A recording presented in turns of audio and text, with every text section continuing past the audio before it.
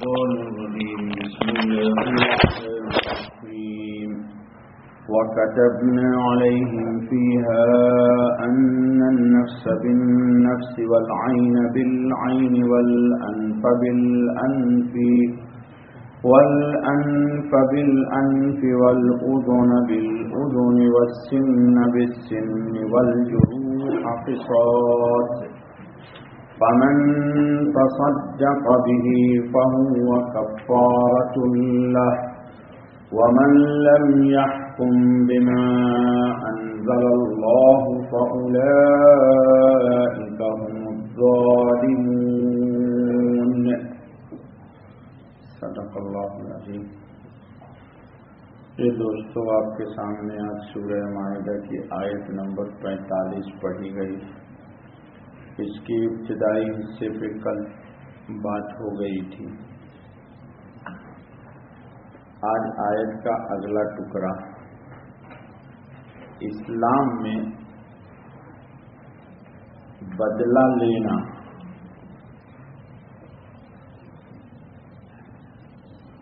بدلے کا حق ہے اسلام میں، لیکن اللہ کے نزدیک محبوب یہ ہے، پسندیدہ یہ ہے کہ آدمی اخلاق کا مظاہرہ کرے اور بدلہ نہ لے کر کے معاف کر دے۔ اور معافی کا عمل اللہ کو بہت پسند ہے، کیونکہ خود اللہ پاک بھی عفو ہے۔ اللہ پاک خود عفو ہیں، معاف کرنے والے ہیں، بار بار بندوں کو معاف کرتے ہیں، اور بسا اوقات بن معافی مانگے بھی معاف کر دیتے ہیں۔ اسی لیے ان کا نام کریم ہے۔ اگر اللہ پاک بندوں کی خطاؤں کی پکڑا کریں لوگوں کو تو ما ترک علی الارض دابہ، تو کوئی بھی چھوٹا سے چھوٹا جانور بھی زمین پر باقی نہ رہے۔ حدیث کے اندر آیا ہے، دو آدمی آپس میں لڑ جاتے ہیں، ہر آدمی یہ سمجھتا ہے کہ میں حق پر ہوں اور اگلا ناحق ہے۔ یہ انسانی فطرت ہے، الا یہ کہ آدمی میں جب ایمان بنتا ہے، انسان کے اندر اللہ پاک کی طرف سے تقویٰ کی صفات آتی ہے، تو انسان دوسروں کو حق بجانب سمجھتا ہے اور خود غلطی کا اعتراف کر لیتا ہے۔ لیکن آج کے ہمارے معاشرے میں جس میں ہم اور آپ زندہ رہتے ہیں، ساری لڑائی یہ ہے کہ ہمارا حق ہمیں مل جائے، ہمارا حق ہمیں مل جائے۔ ہر شخص چاہتا ہے کہ ہمارا حق ہمیں مل جائے۔ اسلام ہمیں ترغیب دیتا ہے، تعلیم دیتا ہے کہ اپنے حق کا مطالبہ بالکل نہ کرو اور دوسرے کا حق پورا ادا کرو۔ اگر معاشرے میں یہ بات پیدا ہو جائے کہ اپنے حق کا مطالبہ ختم ہو جائے اور دوسروں کے حقوق کی ادائیگی کی ذمہ داری انسان محسوس کرے، تو ہمارے معاشرے میں بالکل رحماء بینہم ہو جائے گا۔ ہر انسان دوسرے کا خیر خواہ ہوگا، ہر انسان دوسرے کے لیے ہمدردی رکھے گا۔ تو بہرحال دو آدمی آپس میں تصادم ہوتا ہے، ان کے ٹکراؤ ہوتا ہے، اور ہر آدمی اپنے کو حق پر سمجھتا ہے اور دوسرے کو ناحق سمجھتا ہے۔ جو ناحق ہے وہ بھی سمجھتا میں حق پر ہوں، اور جو حق پر ہے تو وہ تو ہے ہی حق پر۔ ہوتا کیا ہے کہ ہر انسان اپنی بساط بھر اپنے فریق سے مکمل حق کو قبول کرنے کی کوشش کرتا ہے۔ اگر کوشش میں کامیاب ہو گیا تو ٹھیک، اگر کوشش میں ناکام جب ہو جاتا ہے تو دو چیز ہے، دو بات کرتا ہے۔ کوشش پہلے تو خوب کرے گا کہ میرے فریق کے مقابلے میں 22 رہوں، 20 نہ رہوں، پھر 18 کیسے بنے گا؟ پوری کوشش کرتا ہے کہ حق وصول لوں، لیکن اگر کسی وجہ سے حق نہیں وصول کر سکا تو مسلمانوں کا دو نیچے کیا؟ اگلے کے لیے بد دعا کرنا، یا نہیں تو یہ کہنا کہ چلو یہاں نہیں تو ہم وہاں وصولیں گے۔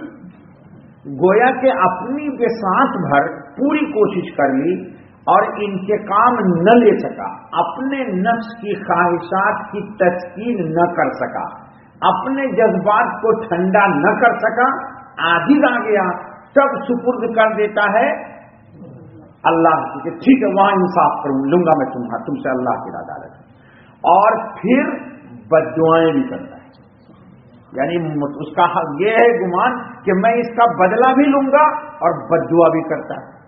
اب حدیث قدسی سنیے، حدیث قدسی میں اللہ تعالیٰ فرماتے ہیں کہ اگر میں اس کی جو بددعا اس کے حق میں قبول کر لگ جائے، اس طرح یہ فریق اس کے لیے جذبات رکھتا ہے، اگلا دوسرے بھی بےعینی ہی یہی جذبات اس کے لیے رکھتا ہے۔ حدیث قدسی میں اللہ کہتے ہیں کہ اگر تیری بددعا میں اس کے حق میں قبول کر لوں اور اس کی بددعا تیرے حق میں قبول کر لوں تو کائنات عالم میں تو ہر شخص ظالم اور ہر شخص مظلوم ہے، تو پھر تو میری مخلوق ہی کا تباہی ہو جائے گی۔ سمجھنا ہی سمجھ آنا، پھر کائنات عالم میں کوئی بچے گا نہیں۔ آپ میں سے کون ہے جو ظالم نہیں ہے اور آپ میں سے کون ہے جو مظلوم نہیں ہے؟ کہیں نہ کہیں تو ضرور آپ نے کسی پہ ظلم کیا ہے اور کہیں نہ کہیں ضرور آپ مظلوم ہیں۔ تو حدیث قدسی میں اللہ فرماتے ہیں کہ اگر میں اس کی بددعا اس کے حق میں قبول کر لوں اور اس کی بددعا اس کے حق میں قبول کروں تو نہ یہ رہے گا نہ وہ رہے گا، نہ مرض رہا نہ مریض، دونوں ہی صفایا۔ تو اس لیے اللہ نے اس کی بددعا اس کے حق میں قبول کرتے ہیں، نہ اس کی بددعا اس کے حق میں قبول کرتے ہیں۔ اور سنیے اللہ کتنے کریم ہیں، پھر قیامت کا دن جب آئے گا تو بے شک ظالم ظالم ہے، انکار نہیں ہے، اور مظلوم مظلوم ہے، ظالم کو اپنے خزانے عفو سے معاف کر دیں گے اور مظلوم کو ظالم کی جانب سے خزانے رحمت سے دے کر کے عدل اور انصاف کے ترازو کو برابر کر دیں گے اور دونوں کو جنت میں رواں کریں گے۔ انسان بڑا مزاج کا ٹھیک، اردو میں ہمارے چھچھوڑا ہے، چھچھوڑا سمجھتے ہیں، بہت کتا طبیعت کا ہے۔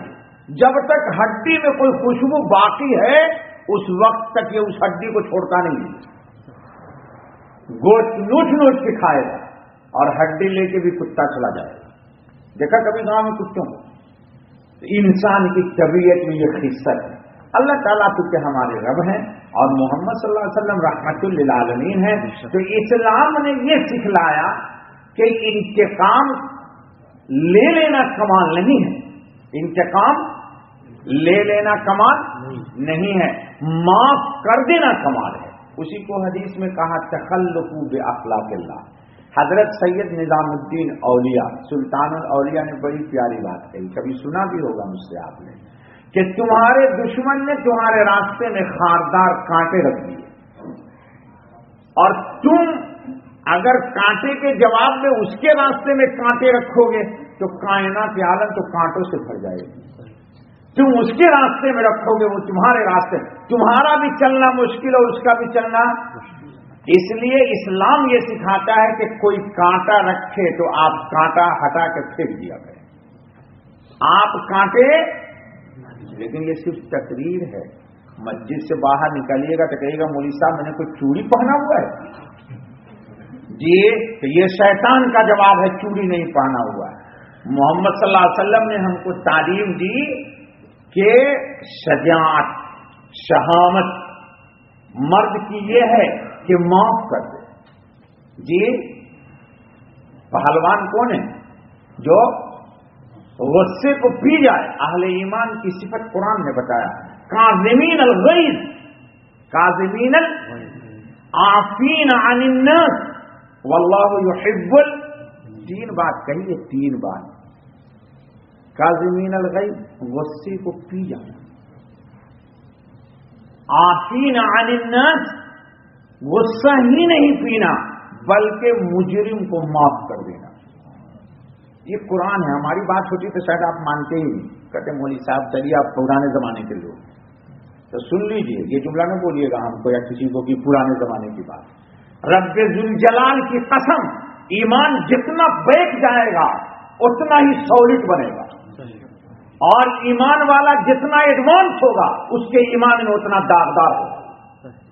ایمان کو امام مالک علیہ رحمہ نے فرمایا کہ جتنا بیٹھ جاؤ گے تم، حضور اکرم کی طرف چلو گے، उतने ही तुम्हारे ईमान में पेवरपन पैदा होगा, और जितना एडवांस होते चले जाओगे उतने खोखले होते चले जाओगे। जी, तब कुरान ने क्या कहा?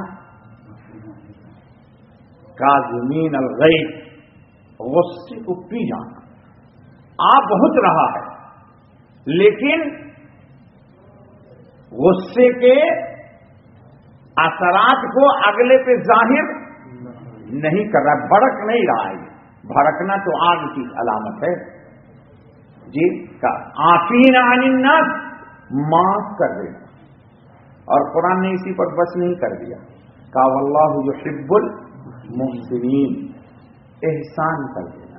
जिसने ज्यादती की उसके साथ एहसान कर देना। ये कहा तीन सिफत है काज़िमीन अल-गैज़, उससे पहले है खर्च करना सर्रा जर्रा, वो मैंने नहीं बताया। काज़िमीन अल-गैज़ वल आफ़ीना अनिन नास वल्लाहु युहिब्बुल मुहसिनीन, अल्लाह हम सबको मुहसिनीन। बहरहाल अब आयत समझ लीजिए, कुरान ने कहा कि फमन तसद्दक़ बिही फहुव कफ़ारतुल लह, दांत तो तोड़ दिया तुम्हारा, तो अगर तुम उसके दांत के बदले में उसका भी दांत तोड़ दोगे, हक है तुमको, तोड़ दोगे, तो तुमको क्या मिलेगा?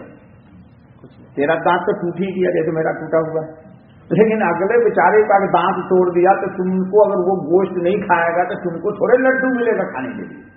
जी, तो अगले के दांत को तो रहने दो, तुम्हारा टूटा तो टूटने दो, ये तो वैसे भी टूटने वाला था। और रह करके भी फायदा नहीं था। हुआ क्या, एक कुरैशी ने एक अंसारी को धक्के दिए। अल्लाह ताला खैर दे, कुरान की तफसीर के मुफस्सिरीन जो हैं पूरे सब कुरान की आयतों की शरह सहाबा से लाते हैं, और अल्लाह ताला इस मुसन्निफ को, मुफस्सिर को जज़ाए खैर दे, इसने तो कमाल कर दिया है, सारी तफसीर का निचोड़ जमा कर दिया है। जी, तो एक कुरैशी ने एक अंसारी सहाबी को धक्का दिया तो उसके अगले दांत टूट गए। हजरत अमीर मुआविया का दौर खिलाफत है, जिसके दांत टूटे वो मुकद्दमा लेके कहां गया? हजरत अमीर मुआविया के पास। हजरत मुआविया ने टालने की कोशिश की, क्यों किसी का दांत तोड़वा के इसको क्या फायदा मिलेगा? सही बात यह है कि किसी का एक का तो टूट ही गया बेचारे का, दूसरे का तोड़वा के इसको क्या फायदा मिलेगा? तो बड़ी समझाई, नहीं मानते। तो हजरत मुआविया रजी अल्लाह ताला अन्हु के पास उन्होंने कहा कि तुझे इख्तियार, अगर तू चाहता है तो तोड़वा ही लेगा, लेकिन माफ कर दे तो बेहतर है, तुझे कुरान ने कहा माफ कर दोगे तो ये तुम्हारे गुनाह का कफ़ारा हो जाएगा। तो हजरत अबू दरदा वही थे, फरमाने लगे, मैंने रसूल अकरम सल्लल्लाहु अलैहि वसल्लम से सुना है कि जिस मुसलमान के जिस्म को कोई ईजा पहुंचाई जाए, कोई दूसरा मुसलमान उसको तकलीफ पहुंचा दे और वो सब्र कर ले, बदला न ले, तो अल्लाह उसके दर्जे बढ़ा देता है। ये हजरत अबू दरदा सहाबी ने उनको तरगीब दी, और उसकी खताएं माफ फरमा देता है। दो बात हुई, दर्जे बुलंद और खता सब माफ। उस अंसारी ने ये सुनकर कहा कि क्या सचमुच आपने नबी अकरम सल्लल्लाहु अलैहि वसल्लम की ज़बानी खुद सुना है? हजरत अबू दरदा रज़ी अल्लाह ताला अन्हु ने फरमाया, मेरे इन कानों ने सुना है, कान की तरफ इशारा करके कहा, मेरे इन कानों ने सुना है और मेरे दिल ने याद किया है। कहा ये हदीस मेरे कानों ने सुना और मेरे दिल ने याद किया।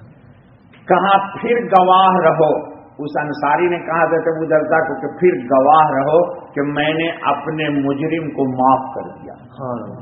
कहा तुम गवाह रहना कि तुमने हदीस हुजूर की सुनाई है, तो मैंने अपने मुजरिम को माफ कर दिया। कल मैंने किस्सा सुनाया था कि हाथ पकड़ के जन्नत में ले जाएगा।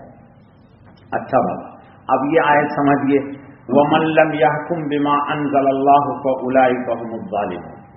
पीछे आयत में आपके सामने आ चुका है कि वमन लम यहकुम बिमा अंज़लल्लाहु फउलाइका हुमुल काफिरून, और उससे पहले गुजर चुका है जी क्या गुजरा है?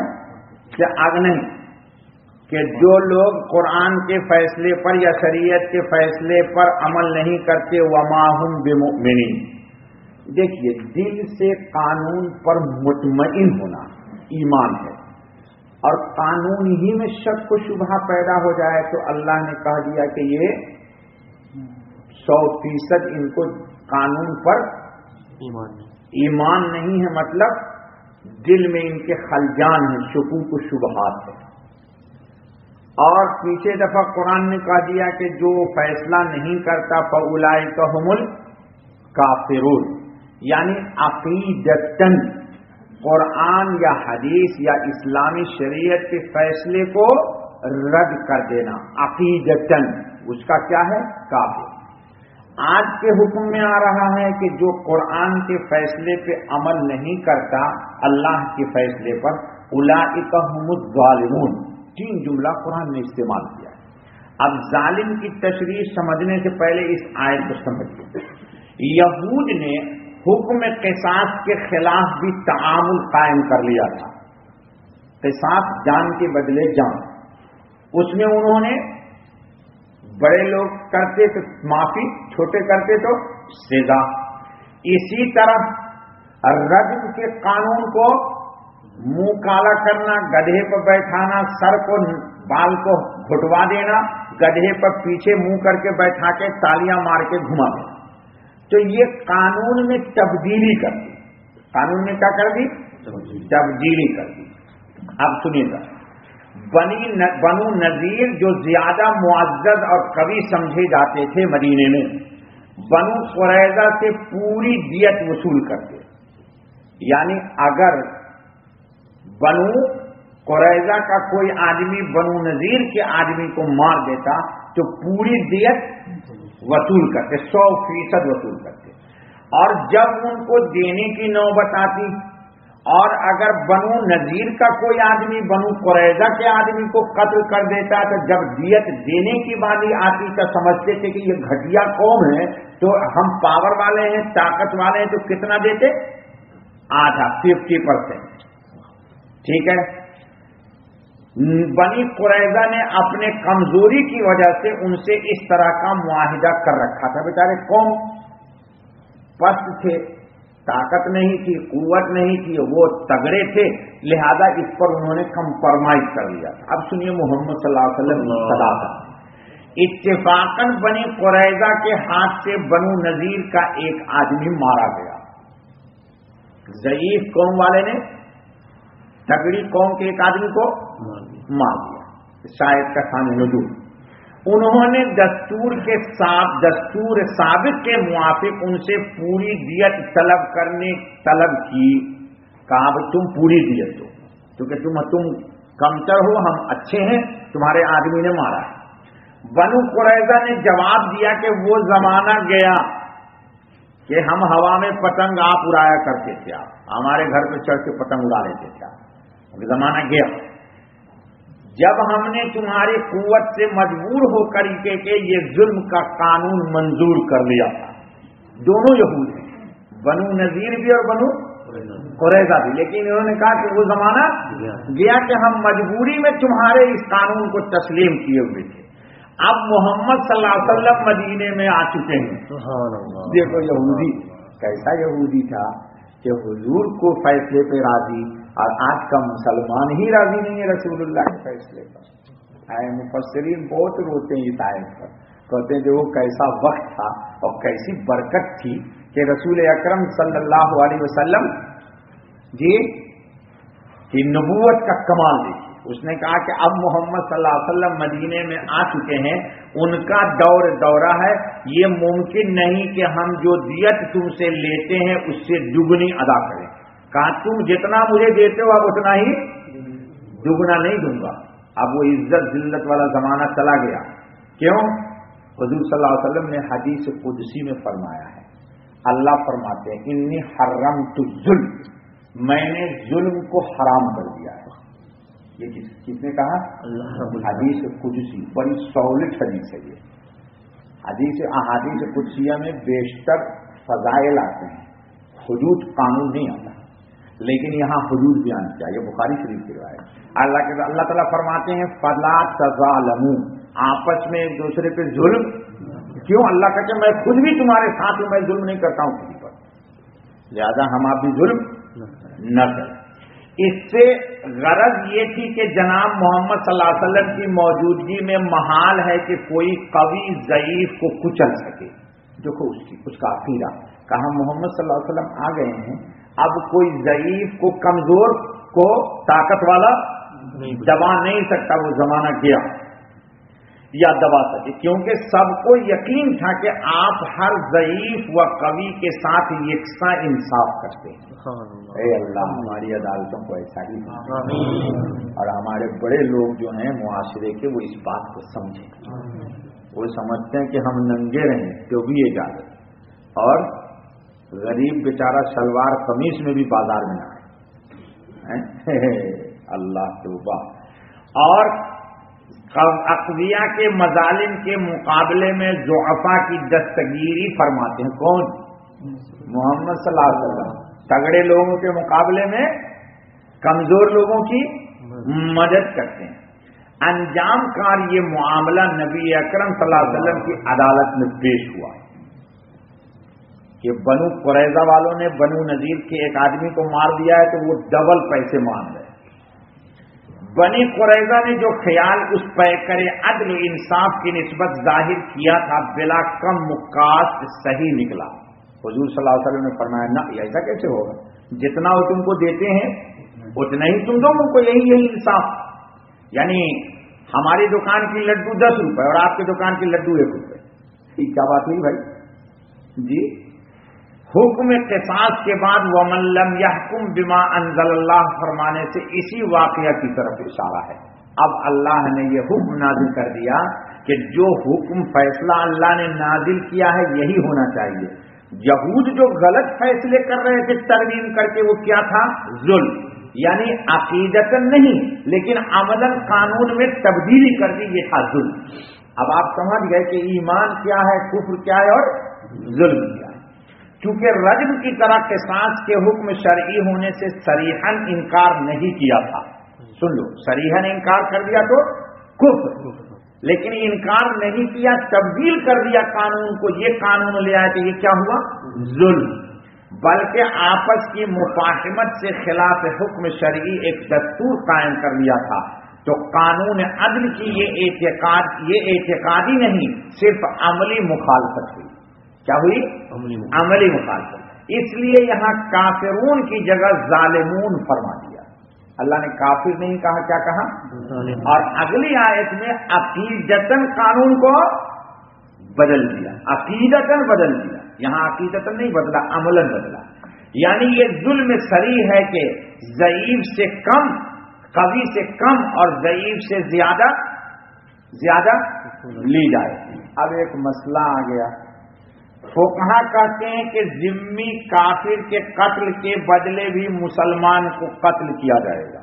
مثلا مسلم اسٹیٹ ہے، وہاں غیر مسلم ہیں جن کو حکومت نے امن امان دیا ہے، اب اس کو ایک مسلمان نے قتل کر دیا تو اس مسلمان کو بھی ذمی کافر کے بدلے کیونکہ ہم نے اس کو امن دیا ہے جان اور مال کی۔ اسی طرح غلام کے قتل کے بدلے آزاد بھی قتل، یہ نہیں کہا جائے گا کہ وہ غلام تھا اور یہ آزاد ہے، نہیں، غلام کو اگر آزاد نے قتل کر دیا تو اسلام کا چاہے اس آزاد کو بھی غلام کے بدلے کیوں قتل کیا جائے گا؟ غلام آپ کی نگاہ میں ہے نا، ہماری نگاہ میں ہے نا، وہ نوکر اور چاکر جی، لیکن اللہ کے یہاں تو سب اللہ کے بندے ہیں، وہاں تھوڑے نہ آئے گا کہ یہ غلام تھا تو اس لیے اس کو بیک وارڈ کرو، جنت میں بعد میں جائے گا، پہلے فور وارڈ کو جانے دو۔ وہاں تو بیک وارڈ کیا ہے؟ حضرت بلال ہی ادوان سارے آقا لوگ ہیں۔ حضرت عمر کہتے تھے آقا، حضرت عمر کس کو کہتے تھے؟ حضرت بلال کو سیدی، میرے سردار، یہ ہے اسلام۔ چلیے بابا بس کیجیے، سبحان اللہ وبحمدہ، سبحان اللہ العظیم، سبحانک اللہم وبحمدک، اشہد ان لا الہ الا انت، استغفرک واتوب الیک۔ ربنا ظلمنا انفسنا وان لم تغفر لنا وترحمنا لنكونن من الخاسرين ربنا لا تزغ قلوبنا بعد إذ هديتنا وهب لنا من لدنك رحمة إنك أنت الوهاب اے اللہ محض اپنے فضل سے اخلاص کے ساتھ ہمارے درس کو قبول فرما. اے اللہ ہم تمام شرکا کی جانب سے قبول فرما. اے اللہ کہنے والا سننے والا سب تیری رحمت ہی کے محتاج ہیں. اے اللہ ہم سب پر اپنی رحمت کا فیضان فرما دے.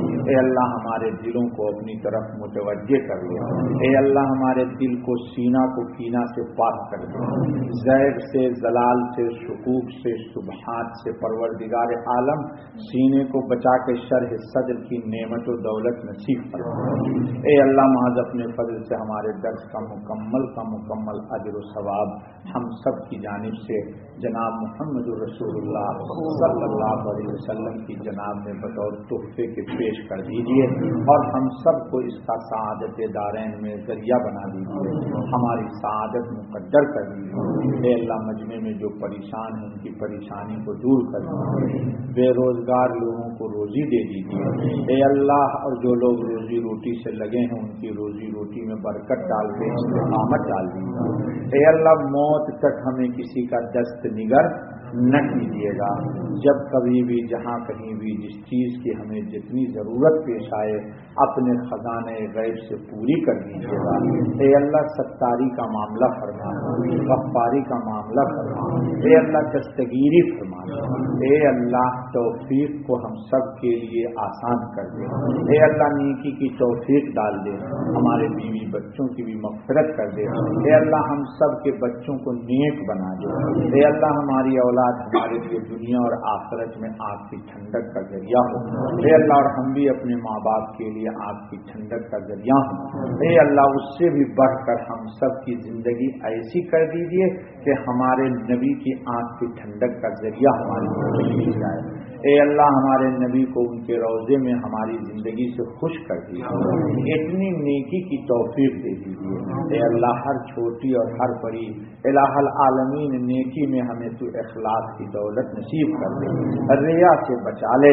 اے اللہ یہ بہت خطرناک مہلک کینسر ہے. اے اللہ تیرے سامنے ہاتھ پھیلائے ہوئے اخلاص کی دولت دے دے. اے اللہ اخلاص کی دولت دے دے. اے اللہ رائی کے دانے کے برابر کا عمل اگر اخلاص ہے تو احد سے زیادہ اس کا وزن ہے. اے اللہ لیکن اگر احد کے برابر عمل ہو اور اخلاص نہ ہو یا اللہ تو حباء منثورا, اس کا کوئی وزن نہیں.